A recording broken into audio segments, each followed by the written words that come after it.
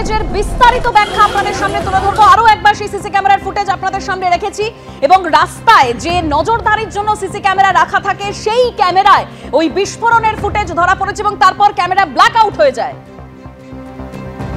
আর এই সিসি ক্যামেরার ফুটেজের আরো বিস্তারিত ব্যাখ্যা জানবো আমরা। সরাসরি চলে যাব নিউজ রুমে। রাজস্বী দত্তগুপ্ত রয়েছেন আমাদের সঙ্গে। রাজস্বী, দেখো এই সিসিটিভি ক্যামেরার ফুটেজে একদম আক্ষরিকভাবে সময় ধরে ধরে এই ছবি ধরা পড়েছে, অর্থাৎ ঘন্টা মিনিট সেকেন্ডের বিভাজনে কিভাবে গাড়িটা এগোচ্ছিল, কখন ঠিক বিস্ফোরণ হলো এবং কতটা তীব্র অভিঘাত সেই বিস্ফোরণের, সেটাই আমরা দেখানোর চেষ্টা করব।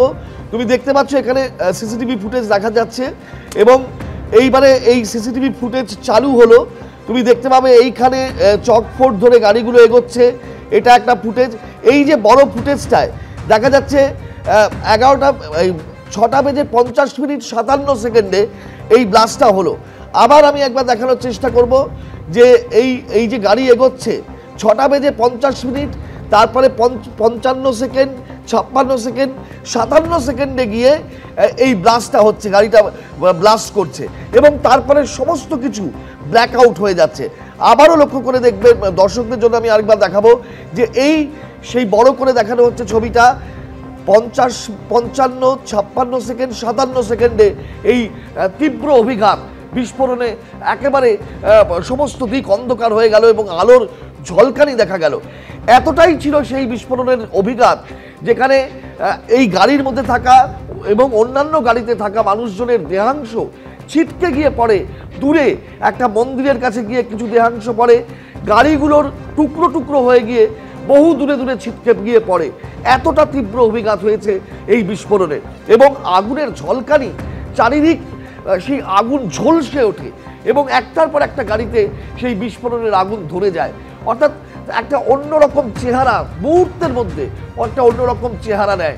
সন্ধ্যে 6:50, 57 সেই মুহূর্ত, যে মুহূর্তে এই তীব্র অভিঘাত নিয়ে এই লালকেল্লার সামনে রেড চকফোর্টে বিস্ফোরণের ঘটনাটি ঘটে এবং সেটা স্পষ্টভাবে এই সিসিটিভি ফুটেজে দেখা যাচ্ছে ঘন্টা মিনিট সেকেন্ডের হিসাবের মধ্যে দিয়ে। একদম রাজস্বী, তুমি আমাদের সঙ্গে থাকো। যেরকম আমাদের প্রতিনিধি রাজস্বী দেখাচ্ছিলেন, একদম বিস্তারিত বিশ্লেষণ করেছিলেন যে ঘন্টা মিনিট সেকেন্ডের যে হিসেব, 6:50 সেই ফুটেজ এবং 57 সেকেন্ডের মাথায় একেবারে আলোর সেই ঝলকানি, সেই ছবি আপনারা আরো একবার দেখতে পাচ্ছেন, একদম বিস্ফোরণের মুহূর্তের ছবি।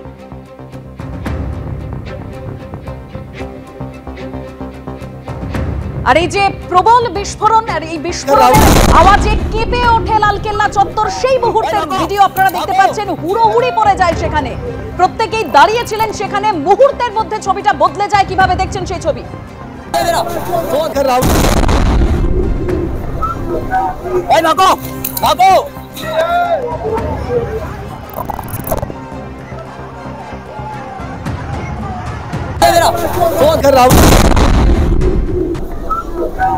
भागो भागो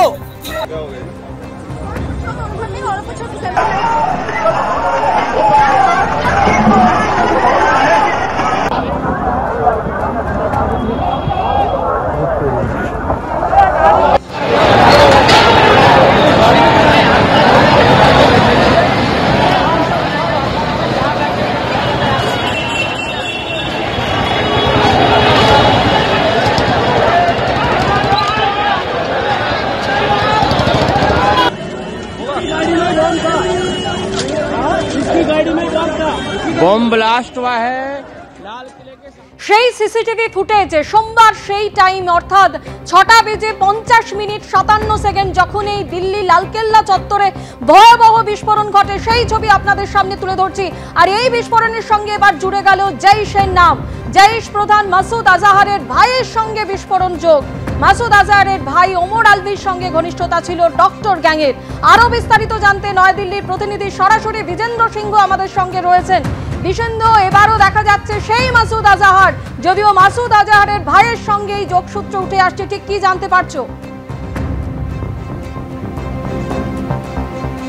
দেখো, প্রাথমিকভাবে যে তদন্ততে নাম উঠে এসেছে যে জঙ্গি সংগঠনে, সেটা হলো জৈশে মোহাম্মদ এবং মুজাম্মিল জৈশে মোহাম্মদের সঙ্গে লিঙ্ক ছিল।